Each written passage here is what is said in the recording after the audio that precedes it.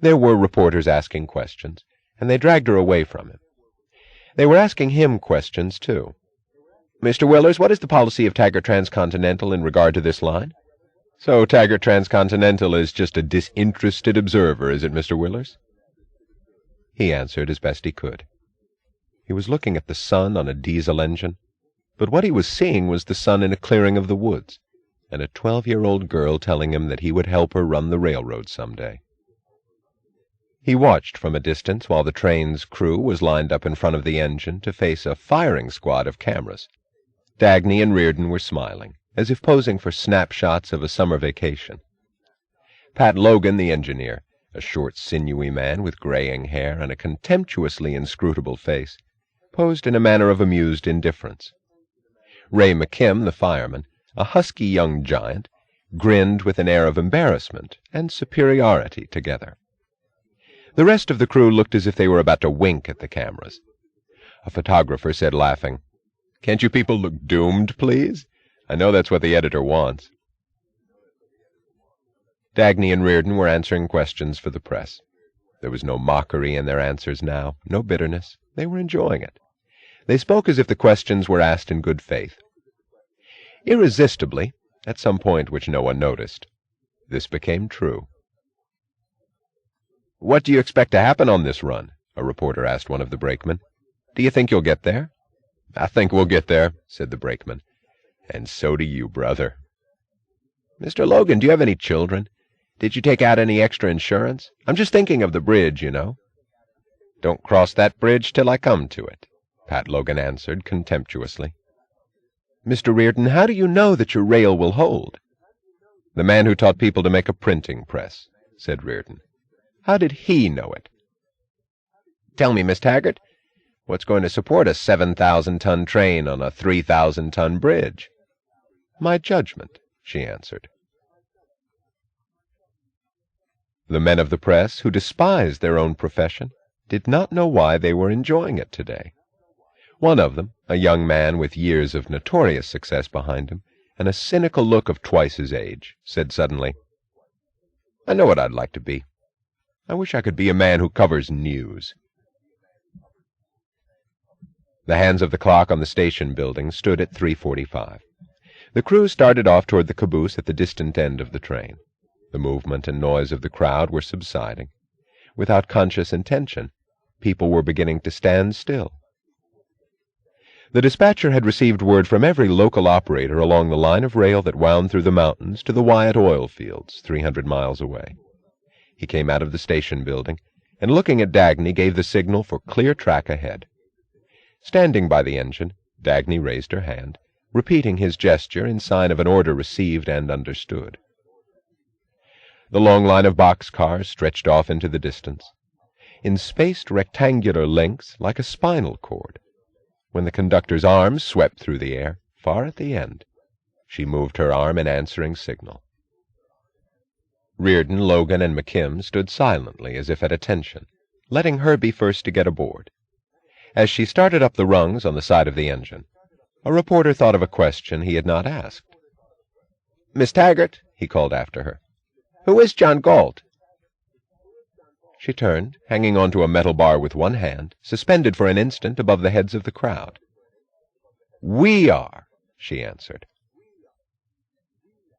Logan followed her into the cab, then McKim. Reardon went last. Then the door of the engine was shut, with the tight finality of sealed metal. The lights hanging on a signal bridge against the sky were green.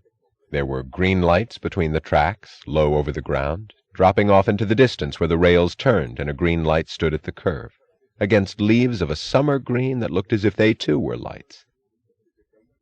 Two men held a white silk ribbon stretched across the track in front of the engine.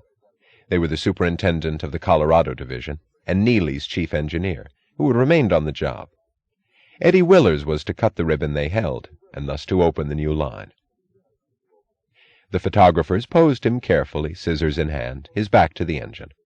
He would repeat the ceremony 2 or 3 times, they explained, to give them a choice of shots. They had a fresh bolt of ribbon ready. He was about to comply, then stopped. "No," he said suddenly. "It's not going to be a phony. In a voice of quiet authority, the voice of a vice president, he ordered, pointing at the cameras, "Stand back, way back. Take one shot when I cut it, then get out of the way, fast." They obeyed, moving hastily farther down the track. There was only 1 minute left. Eddie turned his back to the cameras and stood between the rails facing the engine. He held the scissors ready over the white ribbon. He took his hat off and tossed it aside. He was looking up at the engine. A faint wind stirred his blond hair. The engine was a great silver shield bearing the emblem of Nat Taggart. Eddie Willers raised his hand as the hand of the station clock reached the instant of 4. "Open her up, Pat," he called. In the moment when the engine started forward, he cut the white ribbon and leaped out of the way. From the side track, he saw the window of the cab go by and Dagny waving to him in an answering salute. Then the engine was gone, and he stood looking across at the crowded platform that kept appearing and vanishing as the freight cars clicked past him. The green-blue rails ran to meet them like two jets shot out of a single point beyond the curve of the earth. The cross-ties melted as they approached into a smooth stream rolling down under the wheels. A blurred streak clung to the side of the engine, low over the ground. Trees and telegraph poles sprang into sight abruptly and went by as if jerked back. The green plains stretched past in a leisurely flow. At the edge of the sky, a long wave of mountains reversed the movement and seemed to follow the train. She felt no wheels under the floor. The motion was a smooth flight on a sustained impulse, as if the engine hung above the rails, riding a current. She felt no speed. It seemed strange that the green lights of the signals kept coming at them and past every few seconds. She knew that the signal lights were spaced 2 miles apart. The needle on the speedometer in front of Pat Logan stood at 100. She sat in the fireman's chair and glanced across at Logan once in a while. He sat slumped forward, a little relaxed, one hand resting lightly on the throttle as if by chance. But his eyes were fixed on the track ahead. He had the ease of an expert, so confident that it seemed casual. But it was the ease of a tremendous concentration, the concentration on one's task that has the ruthlessness of an absolute. Ray McKim sat on a bench behind them. Reardon stood in the middle of the cab. He stood hands in pockets, feet apart, braced against the motion, looking ahead. There was nothing he could now care to see by the side of the track. He was looking at the rail. Ownership, she thought, glancing back at him. Weren't there those who knew nothing of its nature and doubted its reality? No, it was not made of papers, seals, grants, and permissions. There it was, in his eyes. The sound filling the cab seemed part of the space they were crossing.